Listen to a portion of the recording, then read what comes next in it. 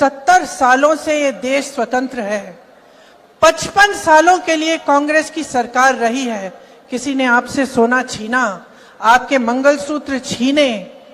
इंदिरा गांधी ने अपना सोना, जब जंग हुई थी, अपना सोना देश को दिया। मेरी मां का मंगलसूत्र इस देश को कुर्बान हुआ है। కాంగ్రెస్ కు అధికారం ఇస్తే మహిళల మంగళసూత్రాలను సైతం అమ్మేస్తుందని ప్రధానమంత్రి నరేంద్ర మోడీ చేసిన వ్యాఖ్యలకు కాంగ్రెస్ ప్రధాన కార్యదర్శి ప్రియాంక గాంధీ ఇచ్చిన కౌంటర్ ఇది. మోడీ వేవ్ ని, మోడీ మాటల తూటాలను ఎదుర్కోగలిగే అతి తక్కువ మంది కాంగ్రెస్ నేతల్లో ప్రియాంక గాంధీ ఒకరు. 2019లో ప్రత్యక్ష రాజకీయాల్లోకి ప్రవేశించిన ఆమె అతి తక్కువ సమయంలోనే పార్టీలో తనకంటూ ఒక ప్రత్యేక ముద్ర వేసుకున్నారు. కాంగ్రెస్ కి, రాహుల్ గాంధీకి ఎప్పుడేం అవసరం వచ్చినా నేనున్నానంటూ ముందడుగు వేసే వ్యక్తి ప్రియాంక. తన వాక్చాతుర్యంతో, తన బోల్డ్నెస్ తో, తన స్ట్రాటజీస్తో నానమ్మ, మాజీ ప్రధాని ఇందిరాగాంధీని గుర్తు చేసే ప్రియాంక గత కొన్నేళ్లుగా పార్టీలో కీలక నేతగా ఎదిగారు. దాని రిజల్ట్ 2024 లోక్సభ ఎన్నికల్లో స్పష్టంగా కనిపించింది. ఈ నేపథ్యంలో కాంగ్రెస్ కి ప్రియాంక గాంధీ ఒక ట్రబుల్ షూటర్ గా ఎలా ఎదిగారో, రాహుల్ గాంధీకి ఒక లైఫ్ లైన్ గా ఎలా నిలిచారో ఈ వీడియోలో తెలుసుకుందాం. ఇదొక పార్టీని, ఒక వ్యక్తిని సెలబ్రేట్ చేసే ఛానల్ కాదు, కానీ కొందరి జర్నీ గురించి ప్రత్యేకంగా చెప్పాల్సి ఉంటుంది. వారిలో ప్రియాంక ఒకరు. అందుకే ఈ కంటెంట్ చేస్తున్నాను. ఇక వీడియోలోకి వెళ్తే 2019 లోక్సభ ఎన్నికలకు కొన్ని నెలల ముందు ప్రత్యక్ష రాజకీయాల్లోకి ఎంట్రీ ఇచ్చారు ప్రియాంక గాంధీ. నరేంద్ర మోడీ వేవ్ లో కొట్టుకుపోతున్న గ్రాండ్ ఓల్డ్ పార్టీ కాంగ్రెస్ చాలా రాష్ట్రాల్లో దాదాపు వైపౌట్ అయిపోయిన రోజులవి. నేతల్లో నిరుత్సాహం, పార్టీ హైకమాండ్లో అయోమయం, మోడీని ఎలా ఎదుర్కోవాలో తెలియని కార్యకర్తల్లో గందరగోళం, రాహుల్ గాంధీపై పప్పు ముద్ర వేసేందుకు బీజేపీ అన్ని విధాలుగా ప్రయత్నిస్తున్న రోజులవి. సరిగ్గా ఆ సమయంలో వచ్చిన ప్రియాంకను కాంగ్రెస్ కార్యకర్తలు ఒక హోప్ గా చూశారు. ఉనికి కోల్పోతున్న పార్టీకి ప్రియాంక ఊపిరి పోస్తారని భావించారు. అందుకు తగ్గట్టుగానే ప్రియాంకకు అత్యంత కీలకమైన ఉత్తరప్రదేశ్ ఈస్ట్ కి జనరల్ సెక్రటరీ పదవిని అప్పగించింది పార్టీ. ప్రియాంక సేన, ప్రియాంక ఆర్మీ అంటూ కార్యకర్తలు గర్వంగా ఆమె వెంట నడిచారు. ప్రియాంక గాంధీని చూస్తే ఇందిరాగాంధీని చూసినట్టు ఉంటుంది అని చాలా మంది అంటూ ఉంటారు. లుక్స్ పరంగానే కాదు, ఆమె వాక్చాతుర్యం, శక్తివంతమైన మహిళగా ఆమె బోల్డ్నెస్ తో పాటు ఆమెలోని చాలా విషయాలు ఇందిరను గుర్తు చేస్తూ ఉంటాయి. కానీ కేవలం ఒక్కరితో పరిస్థితులు మారిపోతాయా? ప్రియాంక గాంధీ ఒక్కరే మిరాకిల్స్ సృష్టించగలరా? మైటీ మోడీ, బీజేపీని ఆమె ఒక్కరే అడ్డుకోగలరా? లేదు. ఇదంతా ప్రియాంక ఒక్కరి వల్ల అవ్వదు. ఆ విషయం ఆమెకు కూడా తెలుసు. అందుకే యూపీ ఈస్ట్ కి కాంగ్రెస్ జనరల్ సెక్రటరీ అయిన వెంటనే తన పరిధిలోని 19 అసెంబ్లీ, 4 లోక్సభ సీట్లపై ఫోకస్ చేశారు ప్రియాంక. నేను అద్భుతాలు చేయలేను, నాకు మీ మద్దతు కావాలి, పార్టీకి మీరే బలం, బూత్ లెవెల్ నుంచి పార్టీని బలోపేతం చేయండి అని కార్యకర్తలను మోటివేట్ చేశారు. ప్రియాంక చెప్పినట్టే 2019 లోక్సభ ఎన్నికల్లో మిరాకిల్స్ జరగలేదు. స్వతంత్ర భారతదేశంలో కాంగ్రెస్ మరో దారుణ ప్రదర్శన చేసింది.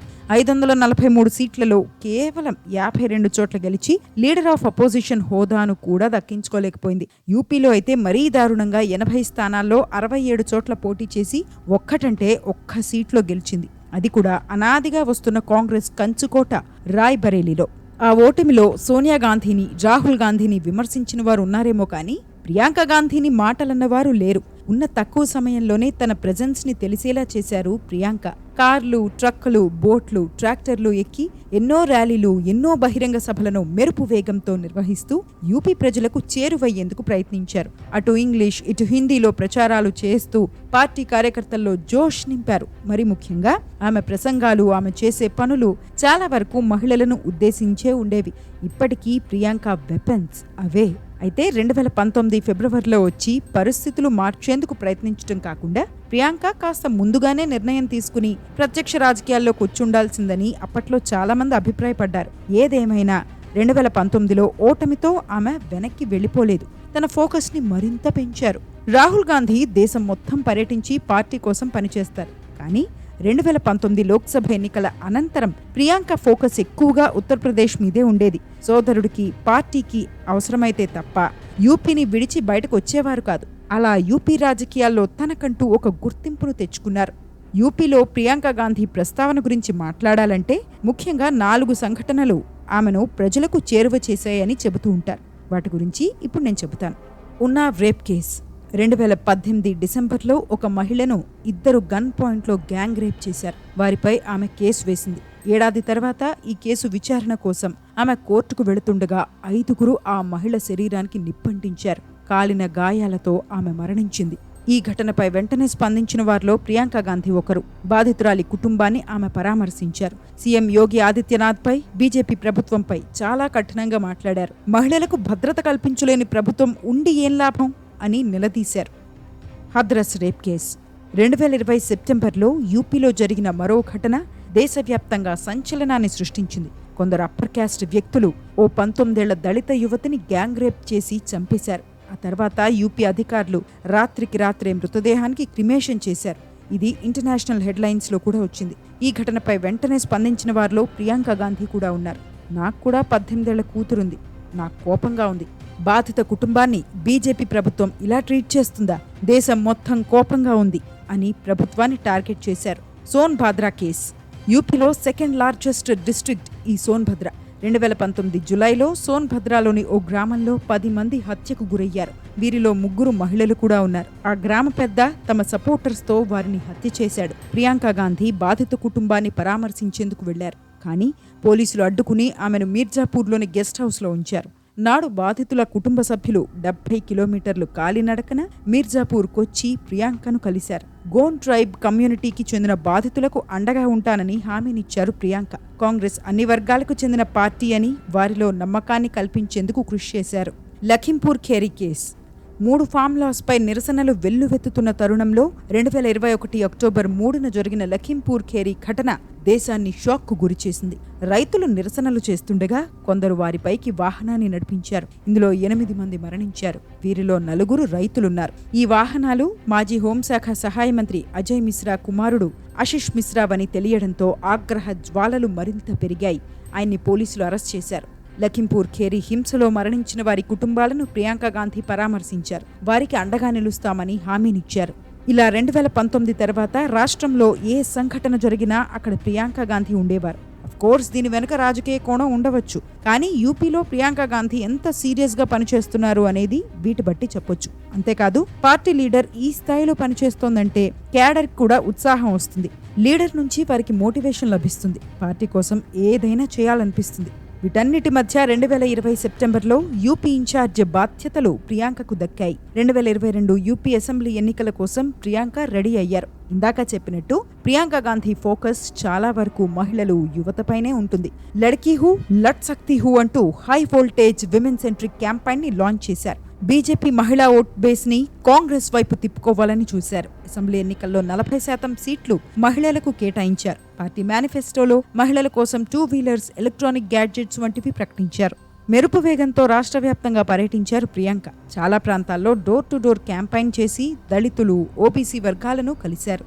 కానీ ప్రియాంకతో పాటు కాంగ్రెస్కు నాటి యూపీ అసెంబ్లీ ఎన్నికల్లో ఘోర పరాజయం ఎదురైంది. 403 సీట్స్లో 399 ప్లేసెస్లో పోటీ చేసిన కాంగ్రెస్ 2 చోట్ల గెలిచింది. ఇది గత ఎన్నికల కన్నా 2 సీట్లు తక్కువ. ఓట్ షేర్ ఏకంగా 2.33% పడిపోయింది. ఎన్నికల్లో పోటీ చేయకపోయినా యూపీ కాంగ్రెస్ ని తన భుజాల మీద మోసిన ప్రియాంక గాంధీకి మరో ఓటమి తప్పలేదు. ఎండ్ రిజల్ట్ ఒక్కటే చూసేవారికి ప్రియాంక గాంధీ ఒక ఫెయిల్యూర్. కానీ టీమిండియా కూడా ప్రతి వరల్డ్ కప్ గెలవదని, అలా అని అది నెంబర్ 1 క్రికెట్ టీం అవ్వకుండా పోదని కాంగ్రెస్ కార్యకర్తలు అభిప్రాయపడేవారు. యూపీలో కాంగ్రెస్ ఇప్పటికైతే ఓడిపోయిందని, కానీ ప్రియాంక గాంధీ నేతృత్వంలో పార్టీ ప్రతి గ్రామానికి చేరుకుందని, ఏదో ఒక రోజు అది కనిపిస్తుందని 2022లో కాంగ్రెస్ నేతలు ప్రియాంకను వెనకేసుకొచ్చారు. ఆ మాటలు 2024 లోక్సభ ఎన్నికల్లో నిజమయ్యాయి. దానికన్నా ముందు 2022-24 మధ్యలో కాంగ్రెస్ కి ట్రబుల్ షూటర్గా సోదరుడు రాహుల్ గాంధీ లైఫ్లో ప్రియాంక గాంధీ ఒక సపోర్ట్ సిస్టమ్గా ఎలా ఎదిగారో ఖచ్చితంగా చెప్పాలి. 2022 యూపీ అసెంబ్లీ ఎన్నికల్లో కాంగ్రెస్ ఓటమి తర్వాత ఉత్తరప్రదేశ్ ఇన్ఛార్జ్ బాధ్యతల నుంచి తప్పుకున్నారు ప్రియాంక. ప్రస్తుతం ఆమె కాంగ్రెస్ జనరల్ సెక్రటరీగా ఉన్నారు. యూపీలో కీలక బాధ్యతల నుంచి తప్పుకున్న తర్వాత కర్ణాటక, హిమాచల్ ప్రదేశ్, రాజస్థాన్, మధ్యప్రదేశ్, తెలంగాణ ఎన్నికల్లో ఆమె చురుకుగా, ఎఫెక్టివ్గా పనిచేశారు.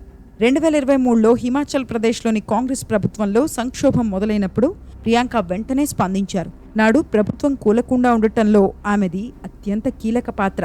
ఇదంతా ఒక ఎత్తైతే గత కొన్నేళ్లుగా గాంధీ కుటుంబం ఎదుర్కొంటున్న సమస్యలు మరో ఎత్తు. నేషనల్ హెరాల్డ్ కేసులో సోనియా గాంధీ, రాహుల్ గాంధీలపై దర్యాప్తు సంస్థల విచారణ, మోడీ ఇంటి పేరు కేసులో రాహుల్ గాంధీ తన ఎంపీ సభ్యత్వాన్ని కోల్పోవడం, కాంగ్రెస్ లో సంక్షోభం, ఇలా చాలా విషయాలు గాంధీ కుటుంబాన్ని ఉక్కిరి బిక్కిరి చేశాయి. ఆ గడ్డు పరిస్థితుల్లో తల్లికి, సోదరుడికి అండగా నిలిచారు ప్రియాంక. వారి వెంటే వెళ్లేవారు, భుజం తట్టి మద్దతిచ్చేవారు. కేసులు ఎదుర్కొంటున్న తల్లి, సోదరుడికి ఇలాంటివి చేయడంలో గొప్పే ఉంది అనుకోవచ్చు. కానీ ఇక్కడ ఒక విషయం అర్థం చేసుకోవాలి. సోనియా, రాహుల్ మీద కాంగ్రెస్ లో సానుభూతి ఉండొచ్చు, కార్యకర్తలు అయ్యో అనుకుని ఉండొచ్చు. కానీ ప్రియాంకను చూసిన పార్టీ సభ్యులకు మాత్రం ఆమె ఒక ఇన్స్పిరేషన్ గా నిలిచారు. ఆమె పోరాటాన్ని దగ్గరగా చూసిన వారు ఆమెను ప్రశంసించకుండా ఉండలేరు. ఇదనే కాదు, బీజేపీ వ్యతిరేక పోరాటంలో ఎప్పుడైనా ఆమెను చూసి తాము కూడా ఇంకా బలంగా ముందడుగు వెయ్యొచ్చని కాంగ్రెస్ శ్రేణుల్లో విశ్వాసం నింపారు ప్రియాంక. మోడీని చూస్తే బీజేపీ టీంకి కూడా ఇలాగే అనిపిస్తుంది. ఏ పనైనా ముందుండి చేస్తారు మోడీ. ఇక 2023లో రాహుల్ గాంధీ చేపట్టిన భారత్ జోడో యాత్ర, 2024లో భారత్ జోడో న్యాయ్ యాత్రలో కూడా సోదరుడితో కలిసి నడిచారు ప్రియాంక. ఇద్దరి మధ్య విభేదాలొచ్చాయని, విడిపోతున్నారన్న విమర్శలకు ఎప్పటికప్పుడు చెక్ పెడుతూ వచ్చారు. 2024 లోక్సభ ఎన్నికల్లో ప్రియాంక కృషిని కాంగ్రెస్ గుర్తుపెట్టుకుంది. ఈ ఎన్నికల్లో యూపీ నుంచి బీజేపీకి గట్టి షాక్ తగిలింది. ఇక్కడ సమాజ్వాదీ పార్టీ, కాంగ్రెస్తో కూడిన ఇండియా కూటమి అనూహ్య ప్రదర్శనతో ఎగ్జిట్ పోల్స్ చెప్పేవారిని సైతం షాక్ కు గురి చేసింది. అయితే ఈ రెండు పార్టీలు ఒక్కటవ్వడానికి రాహుల్ గాంధీ, అఖిలేష్ యాదవ్ గెలుపులో కీలక పాత్ర పోషించిన వ్యక్తి ప్రియాంక గాంధీ. సీట్ షేరింగ్ విషయంలో చాలా కాలం రెండు పార్టీల మధ్య విభేదాలు కనిపించాయి. యూపీలో ఇండియా కూటమి ఉండకపోవచ్చని అందరూ భావించారు. కానీ తెర వెనుక క్రియాశీలకంగా వ్యవహరించారు ప్రియాంక గాంధీ. అఖిలేష్ యాదవ్ కు డైరెక్ట్ గా ఫోన్ చేసి ప్రతిష్టంభనకు చెక్ పెడుతూనే సీట్ల విషయంలో కాంగ్రెస్ డిమాండ్లను కూడా నెరవేర్చుకోగలిగారు. రిజల్ట్ 80 సీట్స్ ఉన్న యూపీలో ఇండియా కూటమికి సగం కన్నా ఎక్కువ సీట్స్ వచ్చాయి. అంతేకాదు రాయ్బరేలీ, అమేఠీల్లో విస్తృత స్థాయి ప్రచారాలు చేసి పార్టీని గెలిపించుకున్నారు ప్రియాంక. అనేక వారాల పాటు ఈ రెండు నియోజకవర్గాల్లో పర్యటించి ఎన్నో ర్యాలీలు నిర్వహించి కాంగ్రెస్ టీంకి నాన్ ప్లేయింగ్ కెప్టెన్ అయ్యారు. ఇక్కడ ప్రియాంక క్యాంపెయినింగ్ స్టైల్ గురించి ప్రత్యేకంగా చెప్పాలి. ఓసారి మోడీ పాలనను వ్యతిరేకిస్తూ ప్రచారాలు చేస్తే, ఇంకోసారి తన చిన్ననాటి జ్ఞాపకాలను గుర్తు చేసుకుంటూ ప్రజలకు కనెక్ట్ అయ్యే విధంగా మాట్లాడతారు. ఒక్కోసారి భావోద్వేగాలను పక్కన పెట్టి కాంగ్రెస్ పై, గాంధీ కుటుంబంపై వచ్చే ఆరోపణలను అంతే ధీటుగా, అంతే సమర్థవంతంగా, అంతే పవర్ఫుల్ గా తిప్పికొడతారు. ఈ వీడియో మొదట్లో మీకు చూపించిన వీడియో ఇందుకు బెస్ట్ ఎగ్జాంపుల్. మరీ ముఖ్యంగా రాహుల్ గాంధీని బీజేపీ ఎలా టార్గెట్ చేసిందో మనం చూస్తూనే ఉన్నాం. అన్ని సందర్భాల్లోనూ సోదరుడికి మద్దతుగా బలమైన కామెంట్స్ చేశారు ప్రియాంక. ఒక్కోసారి పక్కా లోకల్ సమస్యలను ప్రస్తావించి ప్రజలకు టిప్స్ ఇస్తూ ఉంటారు.